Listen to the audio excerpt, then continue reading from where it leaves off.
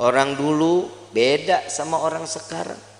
Kalau orang dulu mah ya Allah dapat rezeki berapa aja mah boleh alhamdulillah.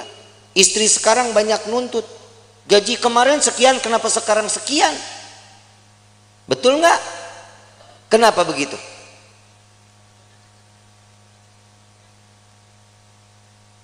Urusan rezeki siapa yang kasih? Kenapa mintanya sama suami? Mintanya sama Allah, tapi doanya di samping suami. Ya Allah berikan rezeki kami yang banyak lewat suami saya. Samping telinga ngomong kalau lagi tidur juga. Ya Allah lipstik beak.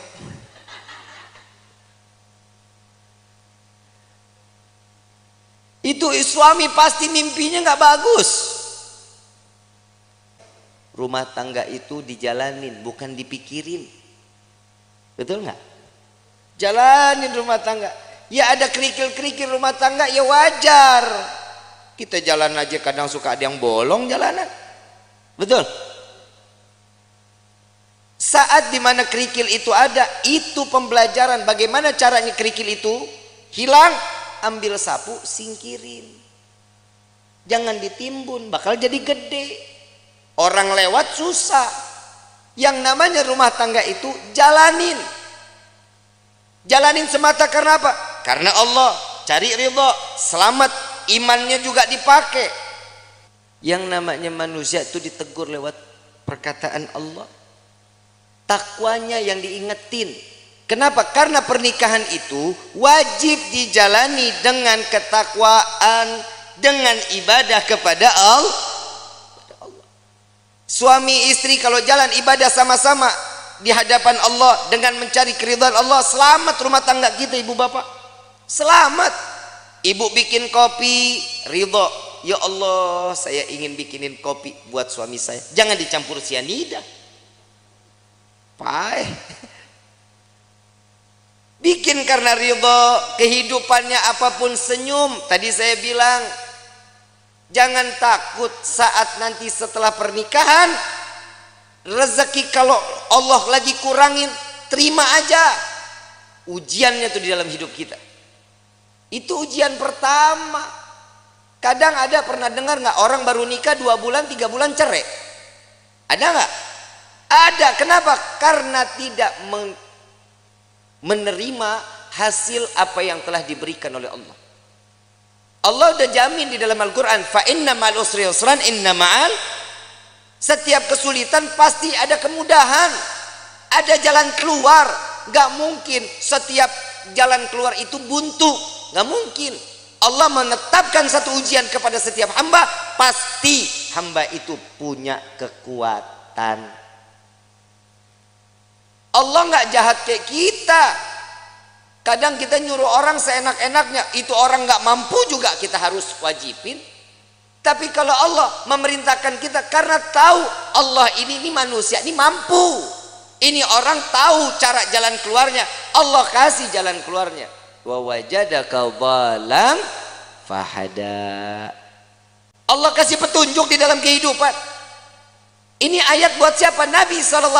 Saat Nabi berjumpa dengan 2 arah, harus kemana? Ke kanan kah? Lurus kah? Ke kiri kah? Kemana?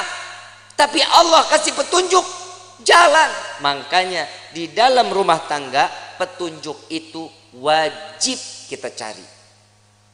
Bagaimana caranya? Tahajud jangan ditinggalin, sholat duha jangan ditinggalin, sholat taubat, hajat, minta sama Allah.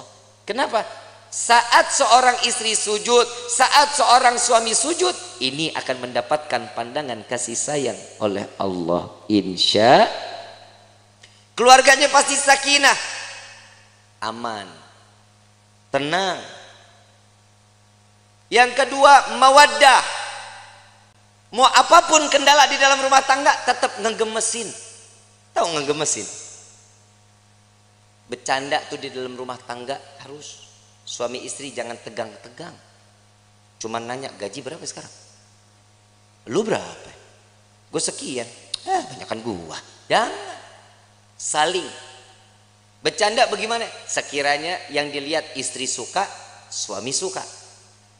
Ada kisah ini, Sayyidina Ali karamallahu wajha, menantu Rasulullah sallallahu alaihi wasallam, pernah ada konflik saat Siti Fatimah berbicara. Saat Siti Fatimah berbicara itu, Sayyidina Ali ngerasa tersinggung. Wajahnya berubah. Gak senang. Tapi gak berani untuk ngucapin Sayyidina Ali. Kenapa? Karena memandang, ya Allah, ini anaknya Nabi. Saya marah, saya takut dosa. Enggak dibicarain, tapi masang wajah berubah. Siti Fatimah sadar, salah ucapan saya, minta maaf. Langsung minta maaf sama suami. Gak dijawab, keliling sambil nari-nari. Sambil nari-nari. Begitu selesai nari-nari, bikin lucuan, sampai Sayyidina Ali tertawa, senyum. Maka disitulah Siti Fatimah datang kepada Rasulullah sallallahu alaihi wasallam. Ya Rasulullah, tadi nih saya ngerasa ada salah bicara sama suami saya. Langsung mukanya berubah, Nabi ikut berubah. Belum selesai bicaranya Siti Fatimah, Nabi juga berubah. Kenapa? Hei, engkau tidak akan mendapatkan keridhaan Allah, engkau akan dilaknat oleh Allah. Tar dulu, saya sudah berhasil membuatnya dia tersenyum. Apa yang kau lakukan? Saya menari-nari, entah berapa puluh kali saya keliling-keliling di depan wajahnya, sampai keluar senyuman. Apa kata Nabi? Maka saat dia tersenyum, Allah buka pintu surga untukmu, maka Allah kembali ridha kepadamu. Pak, Bapak, esok kalau istri marah-marah, panggil topeng monyet, suruh main, suruh dia joget di depan kita. Jangan malu, Bu. Ibu punya salah, ngomong minta maaf. Nggak tahu salahnya di mana, tetap minta maaf. Bib, kalau yang salah suami, tegur baik-baik. Jangan didiemin sehari, 2 hari, 3 hari. Ini bahaya. Ini kadang di rumah tangga suka begitu tuh. Kadang kalau lagi ribut rumah tangga, main diem-dieman. Saya lagi bingung, ada suami istri kalau ribut diem-dieman. Lu tinggal serumah, lu diem-dieman, lu kayak anak kos. Yang namanya masalah di dalam rumah tangga, obrolin. Jangan didiemin. Kenapa? Itu akan menjadi bom waktu. Setan gosok tuh hati kita. Setan masuk ke dalam pikiran nih. Kuping kita dibisikin terus. Jangan dikasih maaf. Jangan, gak usah perlu minta maaf. Jangan dimaafin. Itu pasti setan akan ikut campur. Kenapa? Setan gak bakal pernah terima ngelihat rumah tangga utuh karena cari ridha Allah. Setan gak bakal diam. Siti Hawa, Nabi Adam, romantisnya setengah mati. Romantisnya setengah mati. Laki-laki digoda karena siapa? Nabi Adam. Kita sampai hidup di dunia, Nabi Adam dirayu sama seorang istri yang bernama Siti Hawa. Coba ambil buahnya, tapi Allah bilang gak apa-apa, kan gak dimakan, dipegang aja. Dapat rayuan, Allah murka. Allah udah bilang jangan makan, jangan gak deketin aja, jangan. Dipetik baru sampai di gigi, Allah murka, diturunin ke dunia. Coba kalau Nabi Adam nggak makan, nggak ngedeketin, kita hidup di sorga semuanya ini. Tapi kadang manusia suka nuntut macem-macem sama Allah. Kalau lu mau nuntut, nuntutnya Nabi Adam. Gara-gara Nabi Adam makan buah khuldi, kita jadi ada di walahar. Aturan kan kita di sorga semuanya ada. Gak capek-capek kerja, capek-capek nulis CV, ngajuin, kadang diterima, kadang kagak. S1 cleaning service. Kadang begitu. Kalau kita hidup di sorga kan nikmat, tapi inilah bagaimana kita bisa kembali ke dalam surga. Ujian dalam hidup itu yang membuat kita kuat di dalam iman kehadapan Allah. Suami mah perintahnya dikit, cuman ngasih nafkah yang halal, memberikan satu kebaikan, jangan mencontohkan suatu keburukan. Itu tugas suami. Istri pasar, masak, sajiin makanan, betul, ngurusin anak, rapihin rumah, betul, nyuci, ngepel, nyapu, nyetrika. Banyak nggak kerjaannya? Emang elu tugasnya. Terus fungsinya suami ringanin beban istrinya, itu suami.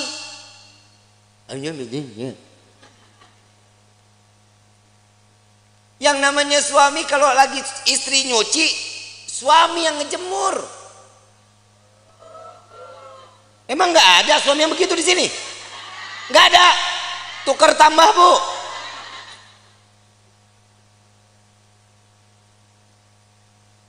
Suami angkatin jemuran, istri yang nyetrika. Nggak ada. Suami yang ke pasar, istri yang masak. Nggak ada. Ya derita lu dah. Ngeringanin beban istri itu salah satu pahala untuk suami. Minimal saat istri lelah, pundak kita berharga, Pak, buat istri. Saat istri mengadu, yang aku capek hari ini, sini saya. Sini. Gak ada yang begitu, gak ada. Berarti di dunia laki gue doang yang begitu tuh. Lah ngapa lu? Lah bini-bini gua. Ini fungsinya mawaddah, saling manja, gemesin. Tuh tingkah laku yang begitu aja ibu pada teriak. Kenapa? Gemes banget begitu. Yang ketiga, warahmah. Hibur kehidupannya dengan kasih sayang. Pegangan tangan, rahmat. Allah turunin kasih sayangnya. Rontok dosa kecilnya. Pandangan-pandangan mata, cintanya makin tumbuh. Tapi Pak, jujur kita jadi suami banyak ngedoain istri. Istri belum tentu doain kita, Pak. Lah emang benar.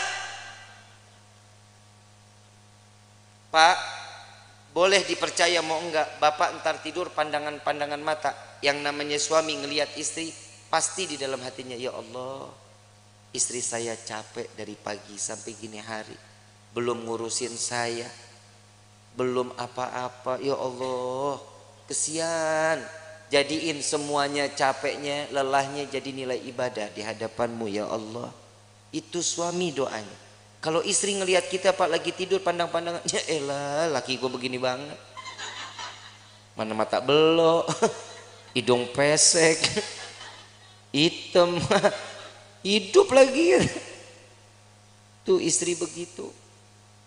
Tapi ingat, Pak, semua apa yang dilakukan oleh seorang istri contoh dari suaminya. Bapak mau lihat istri wangi, Bapak juga tampil wangi dong. Ya, jangan tiap hari pakainya 1000 bunga, 1000 bunga, 1000 bunga. Istri juga enak pakai yang kerenan gitu. Hahaha. Betul kan, Bu? Tapi memang istri itu dituntut wajib wangi di depan suami. Lu mah kagak. Mana apek, bore mason, cap kampak, GPU, kan? Bu, jangan lu dah, Mayang aja. Mayang, ini kan malam pertama nih, Yusuf, iya. Ini dalam hatinya, Habib udahan ke. Mayang, tampilnya sebagaimana pengantin baru terus sampai mati menjadi pengantin baru. Ya, minimal kalau tidur nggak males pakai bedak, pakai lipstik. Ya, Sup ngomong, Yang aku paling suka deh ngelihat kamu kayak gini. Puji. Seorang istri itu paling seneng Sup kalau dipuji. Yang hidung kamu tuh kayak baskom.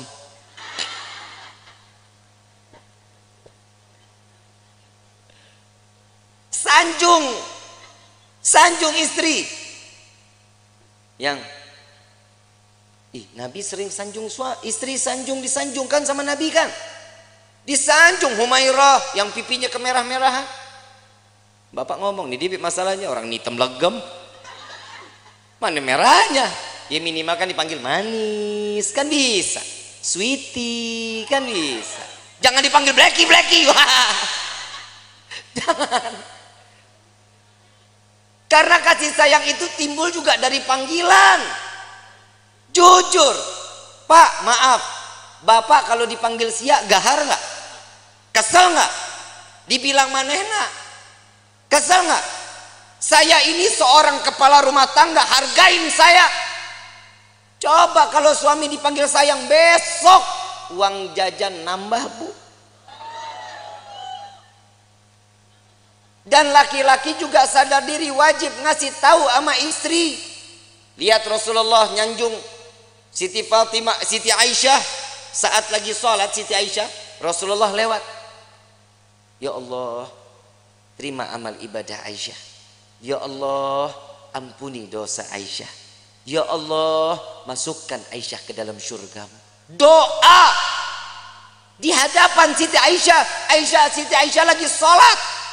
Begitu selesai sholat langsung kabur. Ya Rasulullah, tadi aku dengar engkau doakan aku. Iya ya Aisyah. Gimana perasaannya? Wah, senang. Begitulah caraku mendoakan umatku, kata Nabi Muhammad SAW. Ternyata doanya Nabi Muhammad tetap buat umat. Kebahagiaan siapa? Umat. Makanya orang yang menikah itu mencontoh sunnah Nabi Muhammad SAW. Makanya ibu, yang namanya suami nikah jangan banyak aturan. Suami mau nikah lagi, kasih. Emang apa? Perih. Lebih perih suami ngelihat lo cemberut mulu. Betul Pak? Pulang dari pagi sampai sore ngelihat istri udah begitu aja modelnya, dari mulai bangun tidur sampai sore begitu. Muka demek, rambut berminyak, begitu dicium, ya Allah, bau kompor. Bu, mau suami betah di rumah mau? Yang rapi dong. Kelihatan suami bakal pulang kapan? Mandi, rapi, bersih. Saat ngadepin suami, suami pulang ngelihat istri cantik, ya Allah, itu capek ditinggal di pagar, Bu. Gak diajak masuk capeknya. Mah, kemon. Gak ada cap. Kalau ini sudah di rahmahnya ini kita jalanin, inilah yang namanya baiti jannati, rumahku surgaku. Tapi kalau ini nggak ada, iman nggak ada, siap. Rumah jadi neraka. Rumah jadi neraka. Ibu bapak romantis suami istri, anak ngelihat senang, anak pasti akan contoh kelak nantinya dia bersama suami atau istrinya akan sama sebagaimana rasa kasih sayang yang dicurahkan oleh pasangan ibu dan bapaknya. Kalau anak tiap hari ngelihat orang tua ribut, besok anak begitu juga. Apalagi kalau ada bapak kasar sama istri.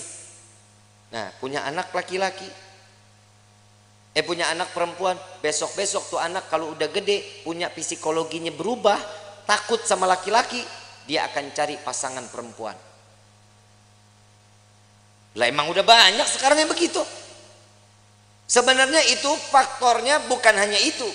Yang kedua, ada salah sama siapa dia bermainnya, sama siapa dia berkawannya. Makanya rumah tangga itu diisi dalamnya dengan iman, kenalin Allah sama nabinya, maka rumah tangga akan berkah.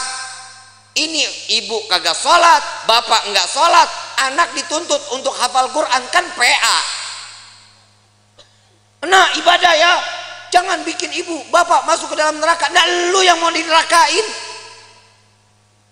Kadang orang tua juga suka egois. Dia ngarepin ini anak bisa nyelamatin dia, sekarang hidupnya dia semau-maunya. Kasih kenal anak kepada Allah sama Nabi, itu yang bikin tenang. Bapak, ibu enak ibadah, ibu enak pengajian, anak terlepas rambutnya, kelihatan sama yang bukan mahramnya. Hati-hati, ini anak perempuan begini, cukup Dengan satu helai bawa masuk 4 laki-laki ke dalam neraka jahanam. Bapaknya, pamannya, baik itu dari ibu atau dari bapak, suaminya, anak laki-lakinya. Jangan jadi aman. Makanya saya selalu mengatakan saat proses pemakaman, simak baik-baik. Untuk para alim ulama, para kiai, para asatidz, saya ingin menyampaikan, untuk prosesi pemakaman perempuan dilarang ikut di dalam proses pemakaman. Ngaji, makanya ngaji. Jujur kiai, jujur ustadz, ustadzah, benar. Ini yang masih menggunakan tradisi ini cuma para habaib sama syarifah. Sekarang proses pemakaman saat keranda jenazah dibawa, perempuan ikut di belakang. Saat perempuan atau si jenazah ingin diproses masuk ke dalam liang lahat, perempuan pada ngejejer di dekat lubangnya. Hati-hati, yang namanya perempuan itu banyak larangannya. Tangan terbuka segini, ini aurat. Ibu yang ngebuka aurat, jenazah yang disiksa.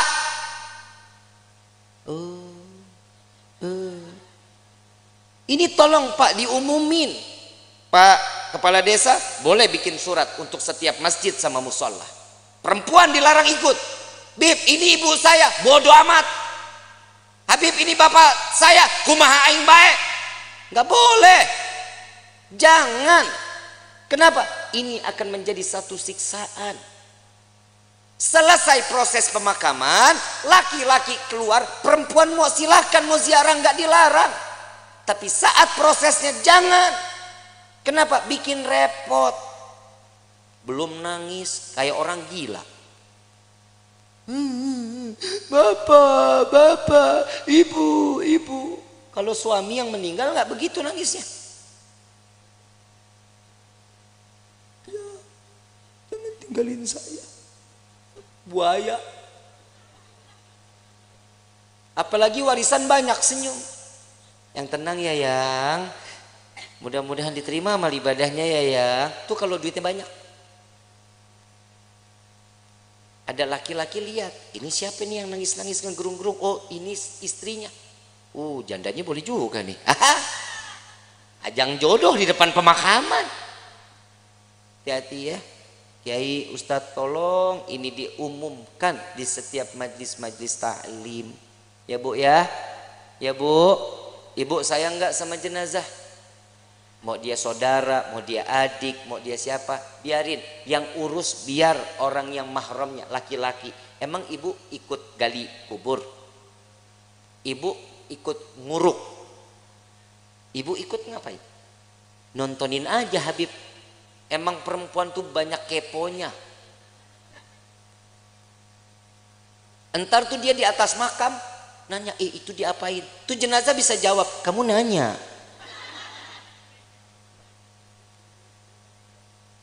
Bahaya. Ya jangan ya. Jangan ya Bu ya. Mulai sekarang nggak boleh ikut lagi. Insya Allah.